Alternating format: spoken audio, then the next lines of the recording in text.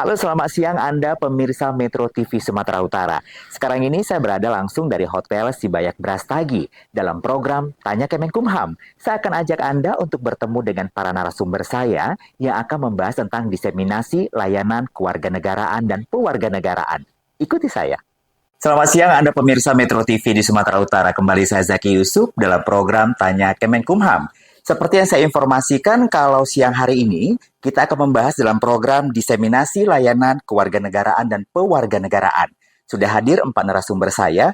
Kita akan menyapa dulu ada Bapak Julius Manurung SHMH, beliau selaku Kabid Pelayanan Hukum dari Kanwil Kementerian Hukum dan HAM Sumatera Utara. Selamat siang Pak Julius. Selamat siang Bung Zaki. Dan ada Pak Arif Setiawan, SEMAP, beliau adalah sebagai Kepala Seksi dari Izin Tinggal Keimigrasian Kanimsus Medan. Selamat siang Pak Arif. Selamat siang Bang. Dan juga ada Pak Yanuarlin Lubis, SEMSI, beliau selaku Kabid dari Catatan Sipil Provinsi Sumatera Utara. Benar ya Pak Yanuar? Baik. Dan juga ada Ibu Analia Trisna MM. Beliau adalah Ketua Umum Komunitas Perca atau Perkawinan Campur Indonesia. Selamat siang Ibu Analia. Selamat siang Bung Jack. Baik, kita akan berbicara selama 30 menit ke depan. Anda menyaksikan kita langsung dari Metro TV Sumatera Utara. Saya pertama sekali mau ke Pak Julius dulu. Pak Julius, kalau saya ingin bertanya ke Anda, apa yang menjadi syarat kewarganegaraan di Indonesia, sekaligus juga kriteria pemohon dalam hal mengajukan permohonannya? Baik Bung Zaki, kalau kita berbicara warga negara Indonesia itu, kita harus pisahkan dulu antara kewarganegaraan dan pewarganegaraan. Ketika berbicara pewarganegaraan, hanya ada 3 jalur untuk warga negara asing menjadi WNI. Yang pertama tentunya pasal 8 junto pasal 9 naturalisasi. Yang kemudian yang kedua pasal 19, ini berbicara dari Undang-Undang nomor 2 tahun 2006 tentang 12 2006 tentang kewarganegaraan. Pasal 19 itu adalah perkawinan campuran, kemudian yang terakhir adalah pasal 20 terkait dengan orang yang dianggap berjasa sehingga dimasuk atau menjadi warga negara Indonesia. Untuk persyaratannya secara umum tidak sulit, tetapi persyaratan teknisnya yang ini hampir semua dari 3 pasal yang tadi saya sebutkan itu paling sedikit persyaratannya adalah 18 butir. Sedangkan untuk secara umum, kalau untuk naturalisasi itu dapat kita lihat minimal berumur 18 tahun, tinggal menetap di Indonesia secara berturut-turut paling singkat 5 tahun atau 10 tahun paling singkat tidak berturut-turut sudah tinggal di Indonesia. Demikian Bung. Oke, baik Pak Julius. Dari Pak Julius saya akan berpindah dulu. Saya mau ke Pak Arif. Untuk ke Pak Arif, saya coba melihat Undang-Undang Nomor 1 Tahun 1974 tentang perkawinan yang diakui dan dilindungi oleh negara. Sebenarnya apa keterkaitan undang-undang tersebut dengan perkawinan campur sendiri, Pak Arif? Baik Bang Jaki.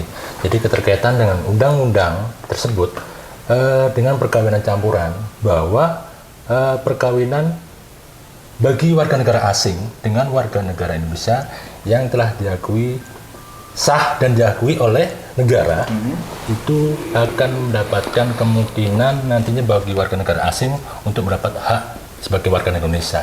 Oke. Itu seperti itu dampaknya. Oke. Berbicara masalah definisi visa dan juga izin tinggal, mungkin pemirsa juga ingin tahu kali ya, Pak Arif, sebenarnya perbedaannya itu apakah memang perbedaan atau memang ada persamaan tapi justru ada yang berbeda? Seperti apa Pak Arif? Jadi esensinya bagi orang asing itu adalah visa dan izin tinggal. Cuman fungsinya berbeda. Kalau visa itu adalah surat keterangan yang memuat bahwa tanda persetujuan bagi orang asing untuk masuk ke wilayah Indonesia.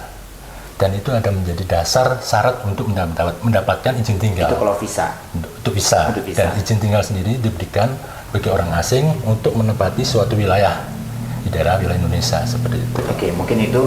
Jadi saling berkaitan dengan visa dan izin tinggal. Baik, kita mau lanjut lagi pertanyaan karena memang narasumber saya ada 4, saya langsung keterkaitkan antara keempat narasumber saya ini. Yang paling menarik kita kehadiran di sini ada Ibu Analia Trisna, beliau adalah Ketua Umum dari Komunitas Perca Indonesia, Ibu Analia. Yang ingin saya pertanyakan sebenarnya apa yang menjadi hal mendasar sampai saat ini yang diharapkan oleh Perca Indonesia untuk bisa menjadi lebih baik dalam bentuk aturan atau apapun yang barangkali diharapkan oleh Perca Indonesia, Bu Analia? Ya, kami terima kasih sekali kepada Kementerian Hukum dan HAM.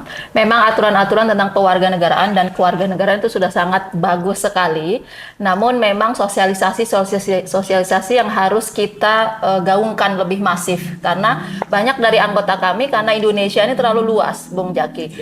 Jadi kita harus terus-menerus sebagai organisasi masyarakat, kami berusaha untuk tetap menjadi partner yang positif sehingga kita dapat memberikan informasi yang tepat sasaran kepada anggota kita, khususnya untuk pelaku perkawinan campuran, sehingga mereka tidak tersesat. Jadi harapan kami untuk Kementerian Hukum HAM, baik dari Ditjen AHU ataupun Imigrasi dan Dukcapil tentunya, untuk terus bekerja sama dengan kami untuk memberikan layanan yang terbaik untuk keluarga perkawinan campuran, sehingga seluruh aturan-aturan dapat berjalan dengan baik. Tentunya ada positif dan negatif dalam aturan-aturan tersebut yang terus akan kita sempurnakan. Perca sendiri akan sebagai jembatan dan akan menyampaikan permasalahan-permasalahan apa saja yang kami hadapi di lapangan, sehingga adanya terus perbaikan-perbaikan aturan dari pemerintah, sehingga kita bisa memberikan solusi-solusi yang terbaik untuk masyarakat Indonesia. Oke, Bu Analia, bisa diberikan nggak contoh current issue mungkin ya, yang saat ini barangkali masih menjadi perdebatan terus di Perca Indonesia, dan diharapkan negara atau juga negara Indonesia bisa menjadi membuat satu aturan baru, karena menjembatannya adalah Perca Indonesia.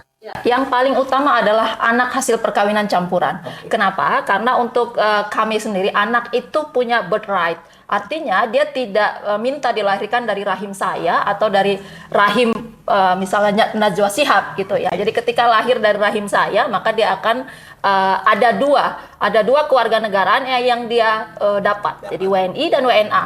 Nah, di sini kita diberikan hak anak berkewarganegaraan ganda terbatas sampai usia antara 18 sampai 21 tahun. Sebelum ulang tahun 21 harus memilih. Ini menjadi dilema untuk kami. Kenapa? Anak yang masih usia 21 tahun, dulu saya masih kuliah.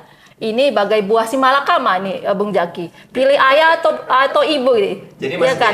current issue ya. 18 sampai 21 Betul. tahun gitu ya. Jadi kita harus diwajibkan, mau tidak mau itu suka tidak suka harus milih. Mau pilih ayah atau ibu. Anak-anak ini selalu menangis. Kita di rumah ini, bapak, ibu, anak menangis. Kenapa saya harus pilih? Pilih ayah atau pilih ibu? Tidak bisa. Gitu ya. Tapi wajib, kamu tetap harus memilih. Umumnya ibu-ibu seperti saya ini WNI terpaksa harus mengalah. Artinya apa? Karena anak umur segitu masih kuliah. Biasanya mereka kuliah di luar negeri, di negara dari ayahnya. Nah, dia mau nggak mau harus memilih WNA karena faktor ekonomi. Ketika memilih warga negara ayahnya, biaya kuliahnya kan akan menjadi sangat efisien gitu. Kalau kita memilih Indonesia, menjadi mahasiswa internasional dong, biayanya belum tentu kita sanggup bayar. Itu barangkali mesti menjadi permasalahannya. Tapi terakhir, saya pengen berbicara ke Pak Yanuar sebelum kita nanti break di sesi pertama ini. Pak Yanuar, Anda kan pemegang data tertua sebenarnya di Dukcapil. Apapun itu data yang mengalir saat ini harusnya dari Dukcapil. Apa yang ingin Anda sampaikan berbicara tentang menjalankan undang-undang dalam hal kewarganegaraan ganda? Sama terkaitkan apa yang Bu Analia tadi sampaikan. Silakan Pak Yanuar. Terima kasih Mas Ceki. Kami Dukcapil prinsipnya kan menerima data. Kalau katakanlah ada seorang anak berkewarganegaraan ganda tidak melapor, ya datanya nggak ada sama kami.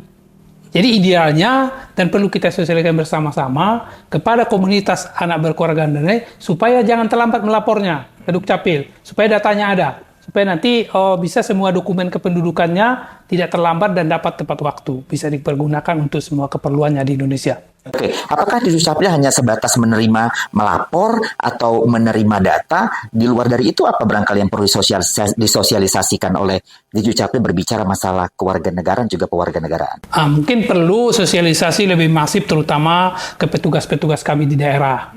Karena kita paham bahwa pemahaman semua petugas di daerah belum sama.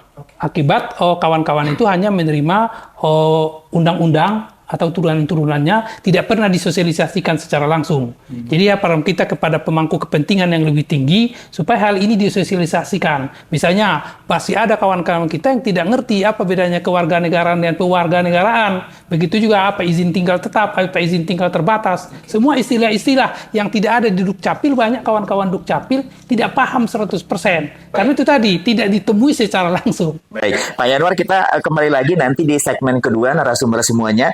Anda tetap bersama kami dalam program Tanya Kemenkumham karena kami akan kembali sesaat lagi.